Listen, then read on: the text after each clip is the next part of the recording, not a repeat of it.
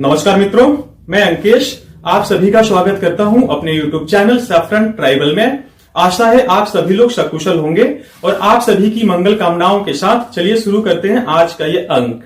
आज यानी 17 दिसंबर 2024 को जब प्रियंका गांधी वाड्रा पार्लियामेंट में जा रही थी तो उनके साथ एक हैंडबैग था और ये हैंडबैग जो है आज दिन भर सुर्खियां बटोरता रहा और काफी चर्चा में रहा।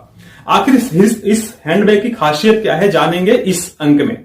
ये जो इन्होंने हैंडबैग लिया हुआ था उस पे आप गौर से देखेंगे तो आप पाएंगे कि उस पैलेस्टाइन लिखा हुआ है और नीचे की तरफ एक वाटरमेलन बना हुआ है। वाटरमेलन यानी कि तरबूज।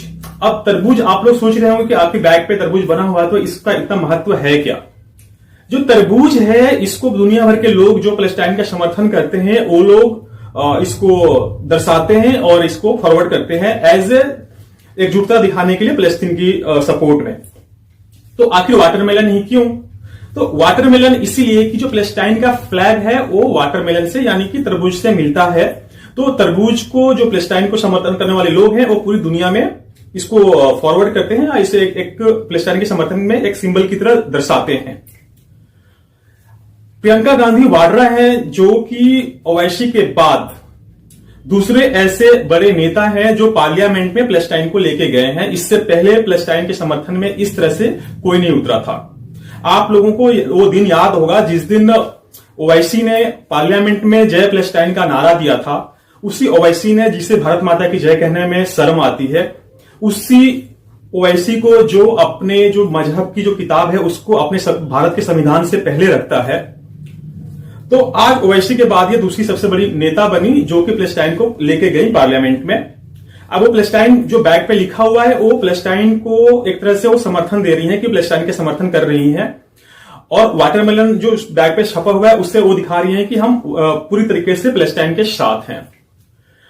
वो उसके साथ है, इसमें कोई बड़ी बात नहीं है। पर यही पर जो प्रियंका गांधी वाड्रा है, जब 7 अक्टूबर 2023 को हमास के आतंकवादियों ने लगभग 1200 लोगों को इसराइल में मार दिया था, बहुत निर्मम हत्या करी थी। वहां तक कि वहां के बुजुर्ग जो थे, बच्चे थे, उनको तक नहीं छोड़ा था। महिलाओं के साथ वहां पे यौन शोषण के मामले भी आए थे। एक ऐसा भी वीडियो सर्कुलेट हुआ था जिसमें दिखाया गया था कि इजराइल की एक जो युवती है उसको पैलेस्टाइन में लेके हमास के आतंकवादी लेके जाते हैं और एक गाड़ी में उसे पीछे रखा हुआ है और वो जो लड़की है मृत है और बिल्कुल नग्न है, उसके ऊपर पैलेस्टाइन के लोग थूक रहे हैं और उसका जुलूस जो है पूरे पैलेस्टाइन में, गाजा में, उसको लेके वहां के जो आतंकवादी है दिखा रहे हैं। ऐसे वो दिखा रहे थे कि जैसे कि हम जीत गए हैं, अपने जीत के प्रतीक के रूप में उसको पूरा गाजा में यानी पैलेस्टाइन में घुमा रहे थे।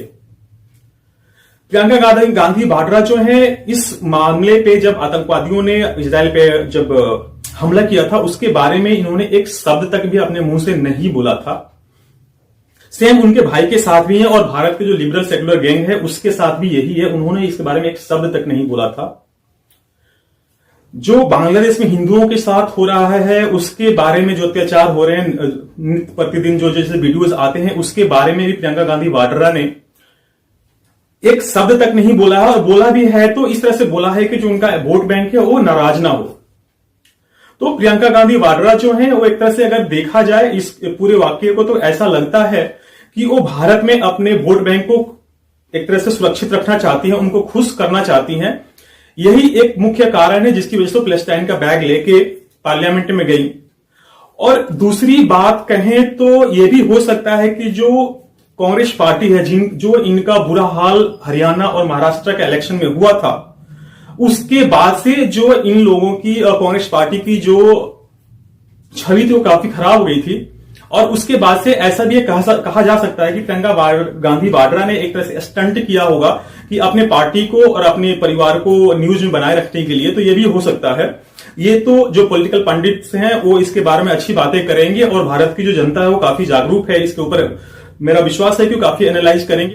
और इस पे हमला करते हुए जो विपक्षी बीजेपी है उसने इस पे हमला किया और कांग्रेस पार्टी है उसे न्यू मुस्लिम लीग तक कह दिया। वही मुस्लिम लीग जिसने भारत का विभाजन कराया था, भारत में 2 टुकड़े करे थे, बाद में 3 टुकड़े हुए, इंडिया, पाकिस्तान और बांग्लादेश। और इस पे बीजेपी की तरफ से बहुत ही कटाक्ष आ रहे हैं और इसने सोशल मीडिया पे भी काफी बवाल मचा रखा है। जो नेशनलिस्ट लोग हैं इसके अगेंस्ट में बोल रहे हैं जो कांग्रेस के समर्थन है वो इसके फेवर में बोल रहे हैं। बट हमें किसी का भी सपोर्ट करना, किसका नहीं करना है अपना निजी मामला हो सकता है। बट एक तरह से देखा जाए तो मेरा एक प्रश्न उठता है मन में कि अगर आप मान लीजिए कि पाकिस्तान और इंडिया में, भारत में अगर किस तरह की लड़ाई होती है तो क्या पैलेस्टाइन भारत का समर्थन करेगा, या जो मुस्लिम ब्रदरहुड की बात करते हैं उसको देखते हुए वो पाकिस्तान का समर्थन करेंगे। मैं गारंटी के साथ कह सकता हूं कि ऐसे युद्ध में इजराइल जो है भारत का समर्थन 100% करेगा, लेकिन पैलेस्टाइन में 101% कह सकता हूं कि पैलेस्टाइन जो है पाकिस्तान का ही समर्थन करेगा। भारत पे जब जब विपत्ति आई है, इजराइल जो है उसने हमेशा से मदद करी है। एक रशिया के बाद इजराइली है जो भारत का एक सच्चा मित्र है, जो हम 100% भारत के साथ रहा है। लेकिन पैलेस्टाइन के बारे में ऐसा नहीं कहा जा सकता। भारत की जो सरकार है उस पर नापातुला हुआ अपना बयान दे रही है या नापातुला हुआ कदम उठा रही है, पर भारत की जो मुख्य विपक्षी पार्टी है उसकी तरफ से ऐसे ओपनली पैलेस्टाइन के बारे में समर्थन करना और बोलना, और उनके जो आतंकवादी हैं हमास है उसको क्रिटिसाइज ना करना, क्वेश्चन मार्क तो इनकी मंशा पे उठाता ही है।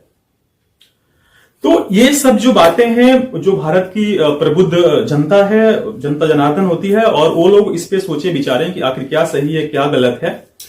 जो जैसा था वैसे ही मैंने आप लोगों के सामने इस मुद्दे को आपके सामने रखा। आशा है आप सभी लोगों को अच्छा लगा होगा।